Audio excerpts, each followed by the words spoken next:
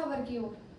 नगर पालिका अध्यक्ष रंजीता धामा ने एसपी को शिकायत पत्र देकर अपने व पति मनोज धामा के विरुद्ध दर्ज कराए गए मुकदमों को फर्जी बताया है। पालिका अध्यक्ष ने सभी मुकदमों की जांच क्षेत्र अधिकारी अथवा उनसे उच्च स्तरीय अधिकारी से मांग करने की है, जबकि उनके पति मनोज धामा ने न्याय न मिलने पर मुख्यमंत्री कार्यालय के बाहर धरना एवं परिवार सहित आत्मदाह की चेतावनी भी दी है। लोनी नगर पालिका अध्यक्ष रंजीता धामा एवं उनके पति मनोज धामा ने सोमवार को अपने बेहटा नहर स्थित कार्यालय पर प्रेस कॉन्फ्रेंस आयोजित की, जिसमें रंजीता धामा ने कहा कि राजनीतिक षड्यंत्र के तहत लगातार उनकी व उनकी पति मनोज धामा की प्रतिष्ठा धूमिल करने के उद्देश्य से उनके विरुद्ध झूठे मुकदमे दर्ज कराए जा रहे हैं। कभी विकास कार्यों में घोटाला का आरोप लगाया जा रहा है तो कभी गैंग रेप में फंसाया जा रहा है। अब एक तथाकथित किसान नेता ने राइफल तान कर जान से मारने की धमकी देने का आरोप मढ़ते हुए मुकदमा दर्ज करा दिया है। गत 4 वर्षों में उनके व उनके पति के विरुद्ध 2 दर्जन से भी अधिक मुकदमे दर्ज कराए जा चुके हैं, जिससे उनकी राजनैतिक व सामाजिक प्रतिष्ठा धूमिल हो रही है।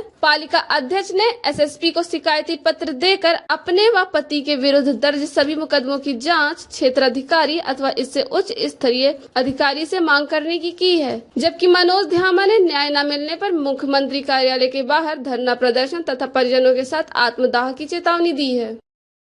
खबर नहीं छाप सकते कि आरोप लगा दिया आपने 300 करोड़ का। वो आरोप आपने लगाया तो आप आरोप झेलोगे भी। पहले तो यही सिद्ध करो कि 300 करोड़ 2012 से लेके 17 तक आए हैं कि नहीं आए। आपने बिना जानकारी के कैसे लिख दिया कि 300 करोड़ की घोटालों की फाइलें गायब होगी। जिन सोशल मीडिया प्लेटफॉर्मों पर ये खबरें जो प्रसार की जाती हैं तो उनके लिए क्या कहना चाहेंगे? उन लोगों के लिए मैं उनको यही कहूंगा कि आप देखिए, जो मीडिया होती है वो चौथा स्तंभ का है, वो न्याय की बात करते हैं। तो उन लोगों को इस तरह के भ्रामक प्रचार नहीं करने चाहिए जिससे किसी की छवि को आप धूमिल करें। हम लोग कितने प्रताड़ित हैं, हमारा मन जानता है।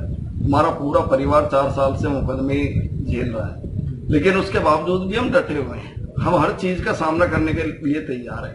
भाई लोकायुक्त से बड़ी तो कोई जांच नहीं हो सकती। जब उसमें हम लोगों को क्लीन चिट मिली है, हम लोगों ने दे भी दिया, सारी चीजें दी है, तो ये तो कोई माध्यम नहीं हुआ कि आप आए दिन इसी चीज को उठाते रहेंगे। और फिर दूसरा है कि आप फर्जी मुकदमे कितने फर्जी मुकदमे लगवाओगे। यहाँ कितने गलत काम हो रहे हैं लोनी के अंदर, सबको जानकारी है। प्लॉटों पे कब्जे हो रहे हैं और प्लॉटों पे कब्जे होने के बाद में सरकारी भूमि और कई करोड़ रुपए की सरकारी भूमि को बेच दिया यहाँ के भूमाफियाओं ने। उनके खिलाफ कार्रवाई नहीं होती क्योंकि उनको संरक्षण प्राप्त हो रहा है।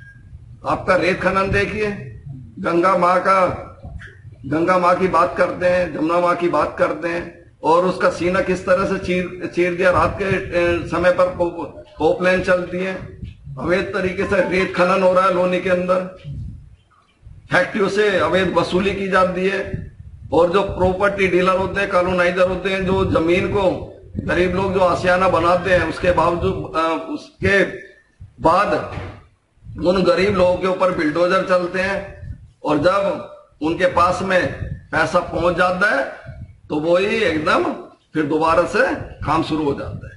काम तो यहाँ सारे गलत चल रहे हैं, बहुत काम ऐसे हैं और उसको सबको पता है। अधिकारी दबाव में, मैं अधिकारियों से यही कहना चाहता हूं कि आप अपने विवेक से काम करें और नहीं तो सब्र का बांध एक न एक दिन टूटेगा। ऐसा ना हो कि परिस्थितियां हम लोग भी ऐसा कोई कदम उठाने के लिए मजबूर हो जाए। अगर हम लोग को इतना प्रताड़ित और मजबूर किया गया तो हम सामूहिक रूप से आत्मदाह करेंगे। और इसकी अगर हम लोग आत्मदाह करते हैं अपने परिवार, अपने बच्चों के साथ, तो उसके जिम्मेदार यहाँ की स्थानीय सरकार होगी। यहाँ के रखी गई है ये अभी हमारे ऊपर जो 7 तारीख को धामा जी के ऊपर एक जो फर्जी मुकदमा लिखवाया गया है, उसके संबंध में आज ये बैच यहाँ पर रखी गई है। क्या मामला था पूरा जो फर्जी मुकदमा लगाया गया आप लोगों को? देखिए, ये मेरे पास धामा जी मेरे बराबर में बैठे हुए, ये भी बताएंगे कि उस दिन क्या हुआ था। मैं एक जागरण के कार्यक्रम में मुझे निमंत्रण मिला था, तो 7 बजे के 7-7:30 बजे के आसपास मैं उस कार्यक्रम में पहुंचा। और जिस परिवार के का निमंत्रण था, उसी ने मुझे वहां से रोड से रिसीव किया और सीधा मैं ऊपर छत पे, और उनके निवेदन पे मैं ऊपर चला गया जहाँ खाना वाना चल रहा था। तो वहाँ मुश्किल से मैं 5 मिनट रुक के और फिर नीचे आकर सीधा अपने 2 मिनट बैठ के और सीधा अपनी गाड़ी में वही लड़के और वही परिवार मुझे छोड़ के गए।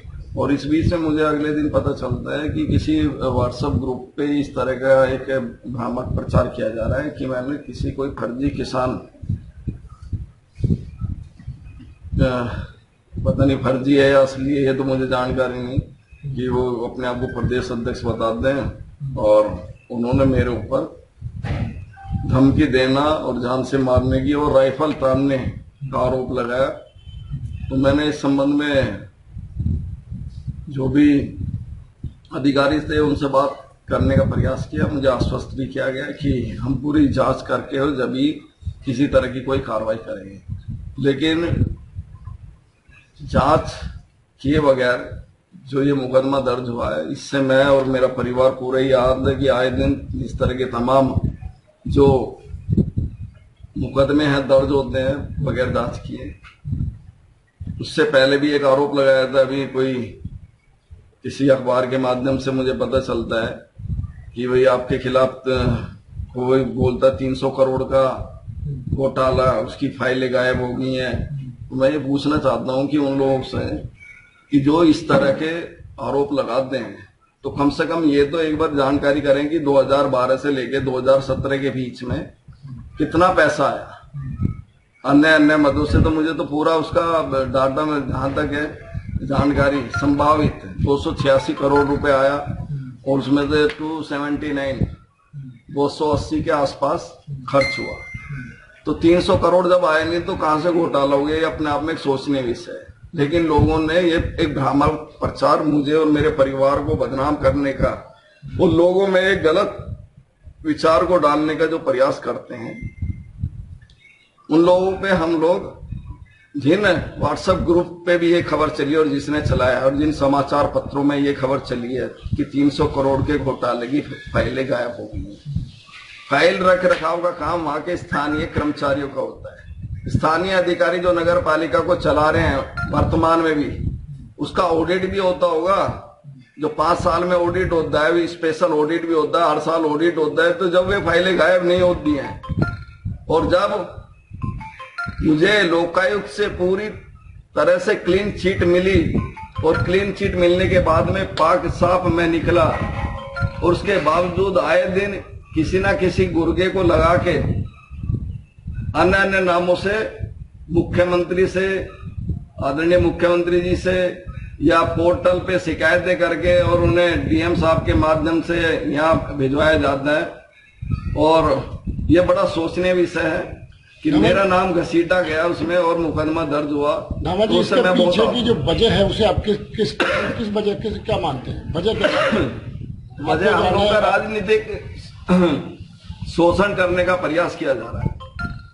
हम लोगों का राजनीतिक शोषण किया गया पिछले लगभग 4 साल के अंदर। जिस तरह से हमारी अपनी सरकार में, जब मैं भारतीय जनता पार्टी में था, नगर पालिका की अध्यक्षा रंजीता धामा जी भी भारतीय जनता पार्टी के टिकट पर चुनाव जीत के आई, और तब से लेकर अब तक लगभग हम लोग के ऊपर दर्जनों फर्जी मुकदमे दर्ज हुए। सब लोगों से हमने गुहार लगाई, लेकिन कहीं हमें आश्वासन के सिवा कोई और रास्ता नहीं मिला। इसके पीछे एक स्थानीय जनप्रतिनिधि लोनी का पूरी उसका काम है सिर्फ मनोज धामा और उसके परिवार को बदनाम करे और किस तरह से अपनी राजनीति को बचा के रख सकता है, ये मकसद है। लेकिन लोनी की जनता इस बात को समझती भी है। मुझे फर्जी मुकदमे में जेल भिजवाकर गैंग रेप के और 6.5 महीने जिस तरह से मुझे वहां प्रताड़ित करने का प्रयास किया गया, वो चीजें भी बड़ी सोचनीय है कि किस तरह से हम न्याय की बात करते हैं।